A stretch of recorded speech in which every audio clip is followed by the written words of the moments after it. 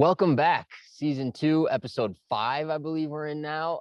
Ecuador Insider Podcast, joined as always by Ryan Pemberton, Carl Marsan, coming to you today digitally. We are in different locations. Carl's in Vilcabamba. I'm here where I live in Landangui, same area. Ryan, the lucky son of a gun, is at the beach in the Puerto Cayo, San Jose area, about 45 minutes south, 50 minutes. Ryan, you drive a little slow, maybe an hour south of right. south of Manta. And we thought, because of the sort of different locations, etc., we thought, today's show would be an interesting time to talk about the different areas and do a little compare contrast, not just sort of on our region, but on more of the country as a whole. We're not going to touch much on the north just because it's less familiar to us. People do like places up by, Catacochi I think Catacochi, or I'm saying that wrong. Cotacachi, I think. Catacocha is close to us. Cotacachi is up by Quito. That's an area people hang out in. Gets a little cool at night up there for sure. But we're going to talk a little bit about the coast, a little bit about, of course, our area and Cuenca, which are really, in my opinion, other than Cotacachi. Cotacachi, am I right there, guys? Cotacachi? Sounds about right. Okay. Other than that, those are really the hot spots that people, come here and live and want to live in. So, that's the approach we're going to take. So, we'll just let the conversation go. Obviously, all of us have settled in the Vilcabamba Loja region. So, we may be a little bit biased here, but but we've all traveled a lot. I've spent a lot of time in Cuenca. I've spent a lot of time on the coast. I know these guys have as well. So it's definitely, those are definitely all areas we can talk about. We all have friends that live in these areas as well. These are areas that are very familiar to us. It would sort of be like, if you're from New York, but you can still talk about New Jersey pretty well. So, right. So that's kind of what we're trying to accomplish today. So thanks for joining us. Bell. Okay. I forgot the sheet. Meg made me a sheet to read, on all the things I'm supposed to say. I left it on my desk. Ring the bell, subscribe, share, like, do all that good stuff. Thanks, guys. Thanks for supporting the channel. Thanks for being with us again today.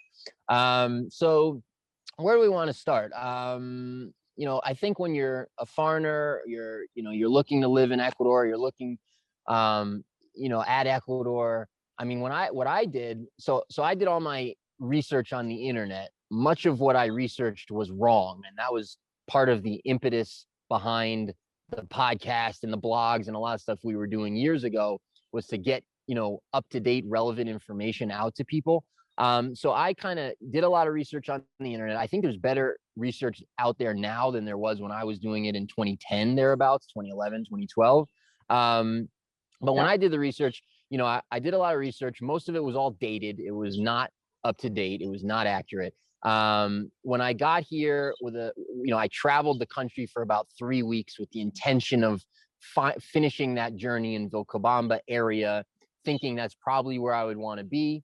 But I wanted to see the country first. So we flew into Quito.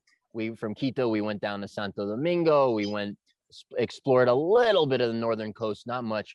Then we came down the coast. We did like that whole, Ruta del Sol or whatever they call it, that whole coastal highway. Hit all those little towns all the way down, made it to Guayaquil, went up to Cuenca. I'm probably screwing up this order and logistics, but, we saw a good chunk of the country. Eventually, Cuenca to Loja, saw Loja, Vilcabamba, and then ultimately decided, yes, I was correct on, based on my research, this is where I want to be. But the country's large. There's the Orient, which is the Amazonian region. There's the Sierra where we live in the mountains. And then there's the coast, and there's the Galapagos as well on top of that. So there's lots of different regions. There's lots of different climates within those regions. There's different cultures in all these places. There's different weather. There's different levels of crime. There's different food. There's different energy, different vibration, if you want to, look at it from that perspective. So it really, there's a lot that goes into it. Now, I think a lot of people just kind of get called to one place or another. Like some people just want to be on the beach, and that's that. So it's just finding the right beach town. Some people, are drawn to Vilcabamba. Other people want the amenities of Cuenca. So I think today's conversation is going to be, helping people sort of sort through some of that stuff mentally, and giving people at least our thoughts on those different places. So I don't know, where do you guys want to start? Well, good question. So, yeah, I'm here on the coast right now in Ecuador, San Jose, which is just south of Manta. And I'm here because I like to visit as like a vacation spot versus living here altogether. So maybe let's just start with talking about the coast since I'm here. And I think a lot of people side with me that the coast is a great place to go visit and vacation. But as for living here, it's a little bit of a different story. I'd say the main thing is the humidity. So it's in the upper 80s, near 90 year round. I would say on most of the coast. I think when you get up north to Esmeraldas, it might cool down a little bit. It's much greener up there as the rains come for a better part of the year. But the mid coast and the southern coast, like Salinas on the south end, they're all very dry for most of the year. And yeah, hot and humid. So it's, unless if you're really wanting to be right on the beach, it's not super pretty. Some places inland, you know, the mountains are, well, they're hardly mountains. They're like more like foothills just off of the coast. Yeah, then you start getting some vegetation. You start getting some rain more periodically. So it lends itself to being more green. But, you know, you can see a lot of brown tones on the coast. And yeah, I mean, the reason why I would want to live here is because I don't like constantly sweating out my clothes. I'm not a big fan of the humidity for a year-long thing. But when I'm here visiting, I'm in my, you know, board shorts for, you know, board shorts and shirtless all day, every day. But, you know, it's kind of like a vacation thing. So if you're looking to be out and about with friends and, you know, clearly are wearing your normal clothes, then yeah, it's going to be hot. And yeah, you'll find workarounds, I'm sure. But yeah, I don't know, Carl, what's your take on the coast? Because for me, it's a vacation spot. I find it's a little, I don't know if it's dirtier. I feel like there's more trash and just kind of a lot more run down places on the coast, unless if you're in the hot spots of, you know, Manta suburbs, or, you know, this Mirador, San Jose is kind of like a gated community. There's like 1,400 lots. If you like the scenery behind me, get in touch with us. We know of lots for sale here. But in all reality, it's just, you're kind of isolated in some of these areas. And, you know, it's just not as expansive as places like Cuenca or the Loja province. So, Carl, what do you think? Yeah, I completely agree with you. I feel the same way about the coast. The greatest thing about living here, at least for me, is the beach is close by. So we can go to the beach for a vacation, but we don't have to necessarily live there on the beach. It's like 7-8 hour drive from where we are, pretty much, with your own vehicle. And yeah, I mean, I love to go to the beach for a vacation. I love to go enjoy the sun, go to the ocean, do some surfing. There's, you know, there's some cool activities on the coast for sure. And but the weather, for me, the weather is too intense. You know, I can take a couple weeks of the hot and humid, but after that, it makes me feel tired, actually. Like here, there's like some fresh, you know, there's a lot more. I mean, the cold air sometimes, like the freshness, even though it doesn't get cold, but it kind of like gives you energy. Whereas the really hot, humid, sunny weather of the beach for me makes me feel just like I want to just lay down and relax and be in the sun, which is nice to do, you know, once a year for a vacation. But yeah, I would completely agree with you. There's a fair amount of foreigners, of expats that live on the beach. There's some beautiful beaches for those who love surfing. You know, they might not want to live in the mountains. They might want to be on the ocean and surf. But for me, I would also agree with you. But it's great. It's great to have the beach. It's great to have that option. And there's some cool things. I mean, you mentioned like it seems like things are a little bit more dirty. The culture there I think is different. The coastal culture. Jesse mentioned that in a different podcast. I think people are very laid back, especially on the beach towns. And yeah, so So it's nice to have the beach close by, but I would not choose to live there personally. All right, so I mean, this is a great thing about having three voices, right? There's differing opinions. So I come at this from a little bit different angle, even though I resonate with 90% of what you guys said, and I ultimately chose the mountains as well as a place to live. So the places that, the things I agree with totally, and these are kind of some of the things that make for me the coast not my choice to live. But I want to preface that by saying I love the coast. I would live there. It's not a place I wouldn't live. I love heat, so like the coast for me is much better weather than where we live. This is not hot enough for me at all where we live. I like the heat. I like the sun. Um, so so yeah, but before I get into all that, I just want to back up 1 second. So I also have a differing opinion, at least in my experience with the weather. So basically, from my perspective, you do have the rainy and dry season. That's similar in most of the country. On the coast, as Ryan said, I think it was Ryan, from Salinas to San Lorenzo, which is like 10 minutes south of Manta, basically Manta.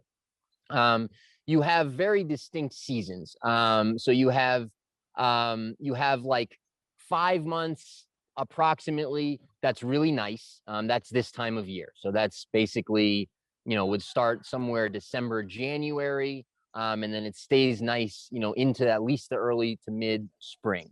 That is in a time of the year where it's sunny most of the time. It's also rainy season, so you get the nice vegetation in a lot of places for at least a month or two. The rainy season is much shorter on the southern coast. So we have in this area we have like 6-7 months of rain. And Ryan, where you are, for example, right now they get like 2 months of rain. This area, that area is a desert-like region. Basically, the southern coast is almost all desert. Now, again, as Ryan mentioned, as you get inland, that changes. So if you start going inland, you start getting up a little bit, still on the coast, but up.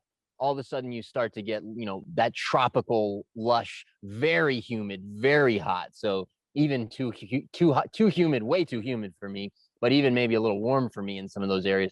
In my experience, when you're on the water, I don't ever find it to be too hot. Yes, you spend a lot of time in the 80s, but you got that nice breeze, and that sort of thing. The other time of year, so the sort of what I would refer to as cloudy season, really, but like the other time of year, which is summer for sure, so June, July, August for sure, but then on the coast it really extends a whole bunch of months after that, really up until around Christmas. December is the month that everyone on the coast says like it kind of changes. It's cloudy most of the time, especially on the southern coast, and in the summer it's cool. Like I've been to Salinas and Puerto Lopez and where you are now, Ryan, close to Puerto Cayo, and in the summer, and it's been cold. Like it wasn't beach days, it was like 75, 72. You're trying to sit on the beach. It's kind of cloudy, you don't really want to go in the water. Now I'm a wuss with temperature, like big time. So I may not be speaking for everybody. But yeah, for me, for like 6, 7, 8 months out of the year, the southern coast is just not warm enough, not sunny enough, not enough sunny days. Now, once you get to San Lorenzo north, that changes. So it has something to do, somebody explained this to me one time, which I'm not going to remember, but it has something to do with a weather pattern, which had some name that I had heard of, where it like comes off the mountain and the weather collides in San Lorenzo. And so north of San Lorenzo, like Manta area, for example, this I have researched, the Manta area gets Crucita, which is just north of Manta, is actually the sunniest town in Ecuador. But Manta gets some of the most sun in Ecuador, again, north of San Lorenzo.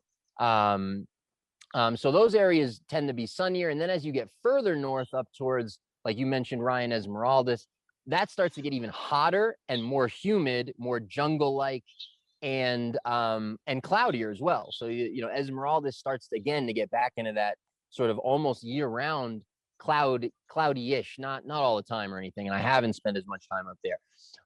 Okay, I wanted to just, give my thoughts there. But yeah, as far as the pros and cons for me about living on the coast, so let's take the culture for a minute. So as you mentioned, Carl, definitely more laid back. definitely, you know, less formal, definitely more quicker paced as well. Like it's more laid back, but also more like, you know, that kind of, everybody talks faster and less formally and more slang and all that sort of stuff. And so that has its good and its bad side for me. Like I'm very comfortable in that culture, but I really appreciate sort of the morality and the formality of the mountains as a place to live. Um, so yeah, the culture is very different. The food is very different. I mean, I personally think the food is light years better on the coast. The flavors and of course the seafood, you know, the fresh fish out of the market is amazing. You know, right off the boat, like literally right off the boat, you know, you're buying your seafood. The downsides for me are it's not as clean of a lifestyle. You know, it's very hard to find good produce. Very hard. Like you're pretty much super maxi for your, you know, for your produce. Like, you know, you're not, there's no organic markets, you know, but forgetting organic, it's hard to find like all these little towns, you go in all those little shops, they're not even selling produce in general. You know, there's like almost practically doesn't exist. I may be exaggerating, but you know, so the water situation is much different. You know, again, it's a desert. Much of Manabí province it doesn't have good potable water. Like the water, a lot of times it's brought in on trucks, or they have huge tanks where they're filling it up from, you know, in one system or another, like where you are right now, Ryan. They don't have water on that road. You know, there's no city water there. All of that water, they have that huge tank you've probably seen. You know, they're filling that up with trucks or some sort of pump system from some place very far away. So it's just less clean. You've probably noticed, Ryan, the faucets are a little bit salty. The water, you know, where you're staying. The water is actually still salty, and I will say that there's a truck that comes by, I think on Wednesday or like Tuesday and Friday, and he's got a bunch of wilted vegetables and such in the back of his you know, open flatbed truck type thing. And it didn't look good. I went to see if they had coconuts. It didn't look good. So I mean, that's what they have here, and you know, a guy comes with whatever he could find. Yeah, so like some of those things for me are like the downsides. And then that sort of brings us, I guess, I guess we should maybe continue on the coast for a minute, but that sort of brings us into the mountains and like some of the things I like about the mountains. But I've talked enough. Go ahead. I mean, sure. I think you kind of broke it down pretty well for the coast. I'm not sure how much more we would want to focus on the coast and maybe transition into the mountains. I mean, people who are looking for, you know, clean air, clean water, clean food are going to be drawn to the mountains. You know, No these doubt. are phenomenal agricultural lands, and people are really into farming. That's what they do. Here, I mean, I think you fish. I don't know why they don't do more farming on the coast. Maybe it's just, you know, the banana plantations have taken over, you know, whatever that is. But I would imagine things grow here just inland a little bit. I'm surprised that they don't take advantage and grow. But maybe the people on the coast just don't like vegetables. So it's not. I mean, what is it? I don't understand. But yeah, it's not available. Yeah, I mean, and I guess you're referring more so, Ryan, to like micro farming, right? It's like in the mountains, everybody has their plot of fruit trees or vegetables, whereas in the coast, that's not as culturally common. They still do like large, you know, there's a lot of agriculture on the coast, like large scale. But yeah, yeah, no, totally. Oh, there was one thing when you were talking that I wanted to mention, which is escaping me. Agriculture. Nah, it'll come back to me. Okay, so that's fine. Let's jump into the mountains. Carl, talk. You want to talk Cuenca first, or should we head right into this region? Why don't we go to Cuenca first? Yeah, and then we end with Vilcabamba. I like that. So what's your thoughts on Cuenca, Carl? What's the good and the bad of Cuenca? I love Cuenca. I think Cuenca is the nicest city in Ecuador. I've gone to Quito, Guayaquil, Loja. Those are the biggest city. There's some other ones probably I'm missing, but Santo Domingo, I've never been out there. But Cuenca, I think, is the nicest city in Ecuador. It's got a beautiful historical center, a lot of tourism attraction, beautiful museums, mostly free. What else is in Cuenca? There's some hot springs just outside of Cuenca, Baños de Cuenca. really cool spot. I mean, I think Cuenca is a great place to live. I've never lived there personally. I know there's a huge expat community in Cuenca. If you like the city life, I think you'd enjoy Cuenca more than Loja personally. I've also never lived in Loja. Jesse, you've lived in Loja, but Cuenca has more to offer, I think, than Loja. It's bigger. The weather is definitely colder. So, you know, you have to get ready to have colder weather there. But I think Cuenca is a beautiful city. I think there's a lot to do. There's a lot of good restaurants. There's a big expat community with lots of activities, beautiful senderos, trails on the river. There's a lot to do. I mean, it's a city. I personally, me and my family chose to not, like, we came here because we didn't want to live the city life. We don't miss the malls. We don't miss the movie theaters. We don't miss the, you know, and it's worth mentioning that, you know, of course, a city is more contaminated, more polluted. So out here in Vilcabamba, we got really fresh, pure air. Cuenca, you know, there's a lot more cars, there's a lot of buses, a lot of noise. But to go visit, I think Cuenca's #1 for city in Ecuador. That's my take. So just before we continue on Cuenca, I remembered one other last thing I wanted to mention about the coast that actually I think is really important, at least for me as I factor in, you know, places to live. The coast is just less developed, period. So like the infrastructure is not as good. It's more of a third world country, to use that crappy terminology. You know, when you drive around, like Ryan, that drive between where you are and Manta, you know, there's a lot of images as you pass through those towns that you know, are reminiscent of movies from the 80s of Latin America. You know, you have that sort of, Right. you know, those almost like shacks, and there's no running water because again, it's like a desert in that area. And so you've got, you know, it's just there's a lot of poverty. There's a lot of it's a different kind of poverty because again, like people don't really grow food a lot there. Partly because there's not a lot of water. And again, am I talking about the whole coast necessarily? No. When you get up north, it's incredibly lush and green and totally tropical. So that's, you know, that's different. And there's some beautiful communities up there as well. Like I've you know, gated communities if you want that sort of thing, and you know, all kinds of options. But there's a very big difference there. Like when you're in the mountains in general, you know, your infrastructure is excellent. Your roads are excellent. Your water is excellent. Electricity, internet, all that. On the coast, it's much more iffy. There's much more corruption. There's a lot more crime. Like, you know, that's another thing for me is like, you know, Loja is the safest city in Ecuador. This region is the safest region in Ecuador, outside of the Orient.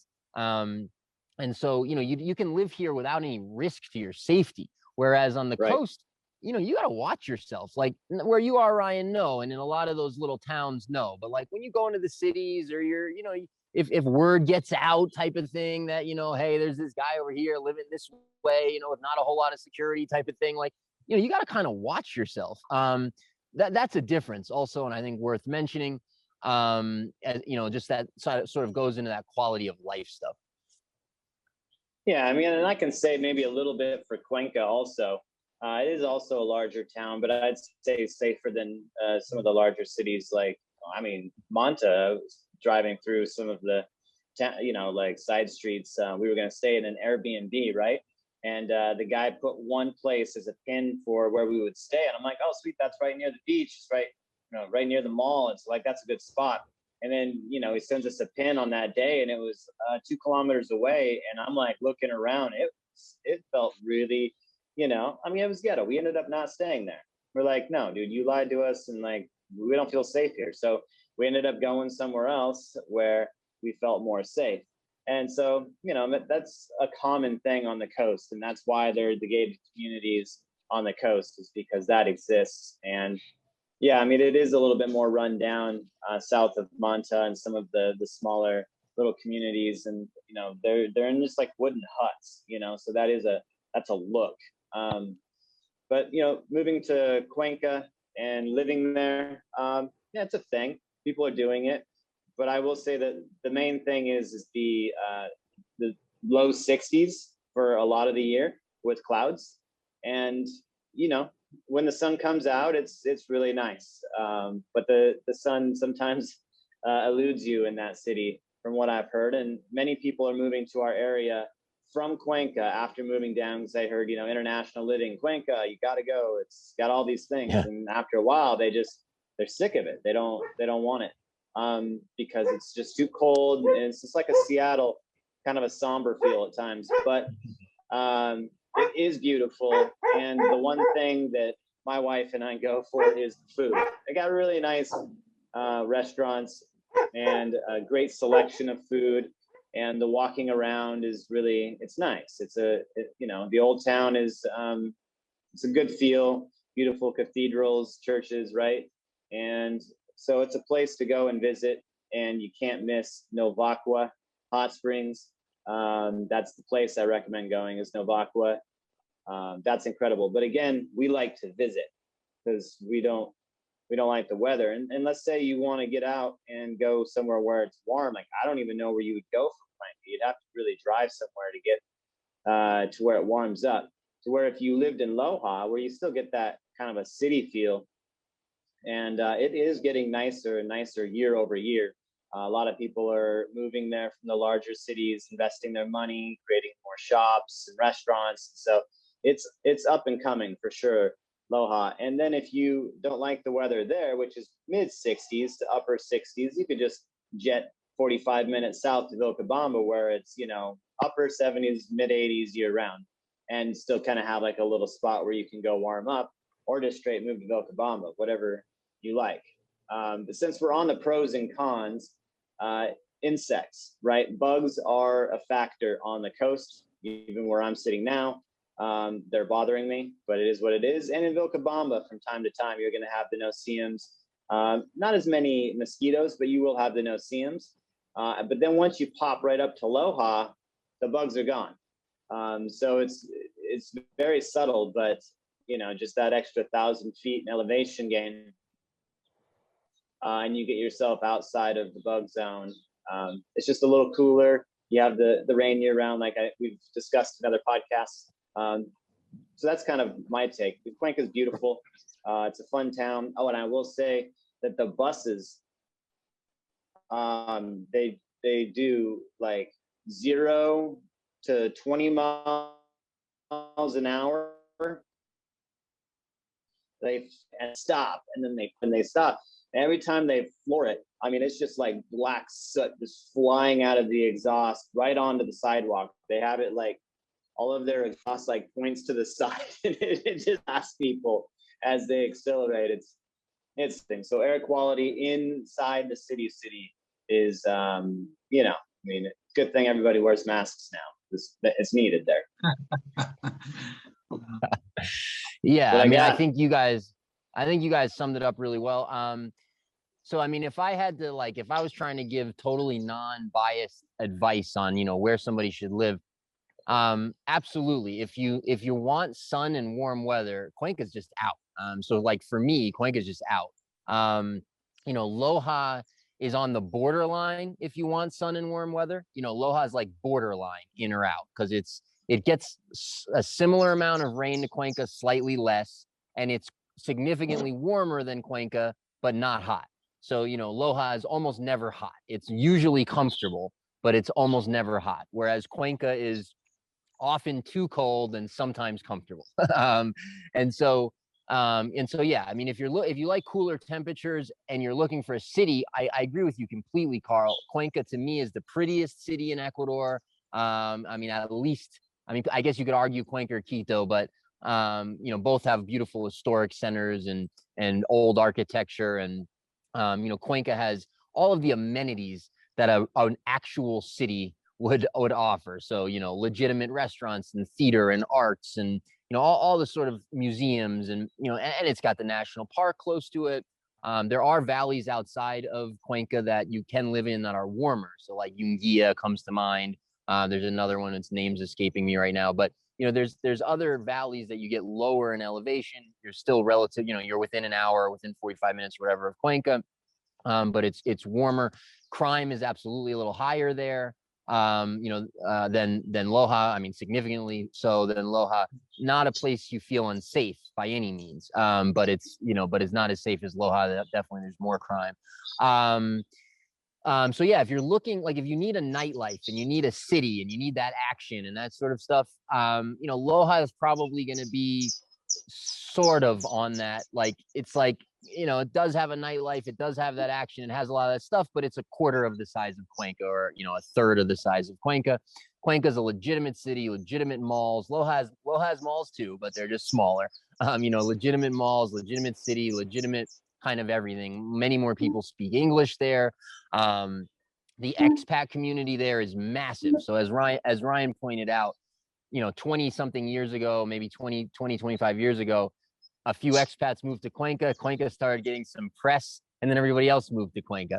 So Cuenca sort of became the hot spot of foreigners. And then, yeah, a lot of people do leave because of the weather. You know, it's people just realize, oh, it's cloudy and cold, you know, a lot of the time here. And so people do end up, you know, people stay, people leave, some people love it. I like Cuenca. I wouldn't live there because of the weather. But you know, I also enjoy visiting. I enjoy a lot of things about it. So yeah, I think weather is a big factor. You know, what temperature do you want? Like, that's key, right? And as these guys mentioned, there's solutions for whatever you want. So if you want hot, you know, there's solutions for that. If you want somewhere cool, there's solutions for that. If you want to be above the mosquito line, as Ryan mentioned, there's solutions for that. If you want, you know, the air quality, water quality, like, these are all things you have to think about. So yeah, I mean, I think, you know, as you mentioned, Ryan, Loja is up and coming.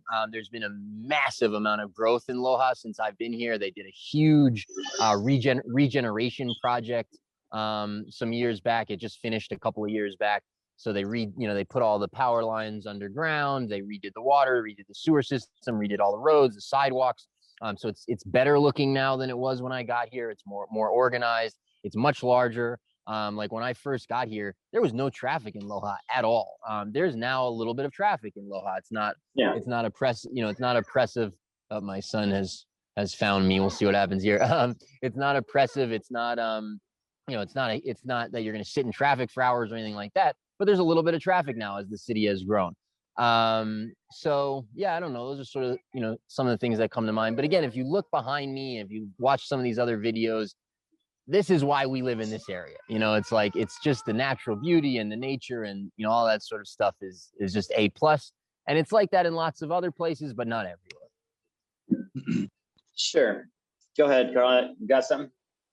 I just wanted to say that, just to be fair to Loja, like, Loja has improved a lot. And if I was to choose a city right now, I would actually choose Loja over Cuenca. The weather, as you said, is a little bit better, but also it's closer to some warmer areas like Vilcabamba. So you can get the best of both worlds. You know, you can be 40 minutes away from rivers, waterfalls, and nature, and you can still live a city life. Like, actually, Loja is nice enough. There's lots to do. Beautiful scenery, beautiful mountains. There's a Podocarpus National Park close by. And I do think that Loja is a great city, and it's going to become more and more. It's going to grow. It's going to embellish, improve, and become more and more like a type of Cuenca, especially for the expat community. I believe that. Yeah, and the architecture is getting nice in Loja too. I think a lot of the homes that they're building are definitely trendy and nice. And I know expats are definitely drawn to this type of look. You can always reach out to us for examples of builders, architects that we can refer you to, that can show you their portfolio if you're interested in that. But the thing about Vilcabamba is, right, you move there, we're gonna repeat: clean air, water, food, kind of a rural lifestyle. But then Vilcabamba itself is a town, and it also is a booming expat community as well. It has that. There's a lot of expats. You don't need to speak Spanish to live there, and so I know that's a draw for Cuenca. So you don't need to know as much Spanish because a lot of people speak English. Well, that's the same with Vilcabamba. It's growing, not so much in Loja, but if you like the city vibe, you can always visit Loja. It's only 45 minutes away. And, go out on the town, but still be in Vilcabamba, have the expat community, and have the perfect climate year round. So that's one of the things that is important to note. Yeah, and so and just lastly, Loja and Cuenca both do not have dry seasons, which is definitely different from most of the country. Like Ryan, where you are, as we mentioned, it's only got a 2-3 month type rainy season. Um, there's other places on the coast that get even less rain than that. In the area we're in, we get Yeah. about 6, 7 months of rain. We're in rainy season now. This, by the way, has been a crazy rainy season. I only remember one other year like this since I got here in 2013. But it's been, yeah, we've just had a massive amount of rain, which is not typical. Usually during rainy season, it's like a shower in the afternoon. Maybe it rains overnight, but usually you're not just getting these rain and rain. This rainy season has been intense. Yeah. Well, cool, guys. All right. What else? Did we do it? I don't know. What Yeah, I think we thoroughly investigated and explained the 3 different regions to give people a better idea. Trying to decide where they'd like to move. I mean, you should know, though, as a viewer, almost straight away, based on what we're saying, what you're leaning towards. Of course, if you have any questions, don't hesitate to leave us a comment, reach out. You can email us. We're happy to help explain things further, give you other documentation to help you along your way. Because we do know that like moving to Ecuador isn't, just a walk in the park. There are some things you have to consider, and all of that. But just know that if you move to one place, you can always rent where you buy and see if you like it. So it's a thing. But yeah, a lot of people are moving from Cuenca, the coast, to our region because they've found it's perfect if you don't need the city life. So Sure. Now I yeah, remember there when it I was is. moving. I remember when I was moving here. It was like I ended up moving to Loja. Like I lived in Vilcabamba and then I moved to Loja, and eventually I'm like, I moved here from New York City. Like I moved to Ecuador. I didn't move to Ecuador to live in another city. Like if I wanted to live in a city, I can go home. But yeah, I Right. mean, and another topic for another show. But another consideration, some people who are looking at Ecuador, they're looking at it less so to live, even if they're going to live here, but they're also looking at it for agricultural opportunities. We should definitely do a show on that. There's Yep. there's there's really amazing agricultural opportunities all over the country, but they're very different by region, and the prices are extremely different by region. The conditions are very different by region. What grows well and what doesn't is very different by region. So another topic for another day. But there's really interesting agricultural opportunities all up and down the inland of the coast, somewhere that we're actually expanding to as a company over the next few months. I'll say 6 months to give us some time. And then there's amazing opportunities all throughout the Sierra as well, which is where we are. And then also in the Orient, in the Amazonian region. 3 totally different regions, a million microclimates within those 3 regions, different conditions, different all kinds of stuff, but amazing agricultural opportunities. And, again, another topic for another day. Great. All right, guys. Well, good job. Anything else? Carl, you got anything? Well, if you're looking for the healthiest lifestyle and you want to be self-sufficient, grow some food, and have one of the best weather in the world, then Vilcabamba is definitely what I chose and what a lot of people are choosing to live. Yeah, maybe that's one thing we didn't cover as much as the self-sustainable aspect. A lot of people are drawn to Vilcabamba area for that because there's a lot of water sources that are natural on a lot of the different properties that we sell.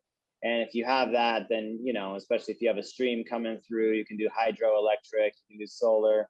We have great connections with, solar providers that can come and install it for you on your land. So no problem there. And so, yeah, with that sun and the water and everything else, a lot of people, and having a great year-round growing season, that's what's really drawing people to our area. And in this, I don't know, kind of state of the world, a lot of people have concerns with sustainability on a lot of different levels. And so here you can kind of take that into your own hands and, mitigate some risk by moving to our area in Vilcabamba and getting, self-sustainable. Well, if you guys are going to keep bringing up more topics, I'm going to have to keep talking. So I was doing a podcast with a friend of mine the other day, unrelated, and we were talking about the state of the world and what you do, right? And what he was saying, what he set out to do in his life about 10 years ago was to create as much personal freedom as he could, to be as free as he could on the planet. And when I asked him, what does that mean to you? Some of the things he really talked about is, getting sort of self-sufficient. So he talked about, food security, water security, energy security. I brought up personal security on top of that as well. And so if you're someone who's interested in, who thinks along those lines and are interested in those things, yeah, I would say there's great opportunities, like Ryan was mentioning, for getting sort of self-sustainable, self-sufficient, all those sorts of things. There's great opportunities for that on inland on the coast, all throughout the mountains where we are. But yeah, I much prefer the south, and then in the Orient as well. And we also work there quite a bit, and we haven't talked at all about the Orient today, mostly probably because very few people live there. We'll certainly do episodes and talk about the Orient, the Amazonian region at some point. But there are great opportunities now. If you're interested in that stuff, yeah, you're probably not going to be in Montevideo on the beach, right? You don't have water security, you don't have food security. You're pretty exposed as far as even personal security if things were to get really bad. So yeah, if you're interested in those kinds of things, you're probably going to be focusing on large properties that have lots of water, that are inland on the coast in some of those really tropical areas, or you're going to be focusing on the areas that Ryan and Carl just mentioned in the mountains, whether it's Vilcabamba, whether it's places south or north of that. Again, we work in a lot of these areas, or the Orient. And I would probably say the Orient might be my first choice for that sort of lifestyle. A lot of it is very humid. So you'll have to decide if you're okay with that. But as far as the amount, the ratio of people to land is very low, and the ratio of food to people is very high, and the ratio of water to anything is very high. There's just enormous amounts of water. No dry season, so you don't have to worry about irrigation or any of that sort of thing. So it's in my opinion, it's probably the best for setting yourself up that way. But what's that expression? I forget, but there's small differences, so it's not a huge necessarily difference, but probably the best area for doing that. As others are good as well. There you go. Cool. Right on. All right. Well, what did we say? Bell, subscribe, share, like, tell us stuff, comment, tell us what you want us to talk about. Don't talk crap. That's just not cool. What else? Yeah, thanks for joining us again. Season 2, episode 5. Much appreciated that you guys are here with us, and we'll keep trying to pump out this content and keep you up to date on all things Ecuador. There you go. And we'll see you guys next time.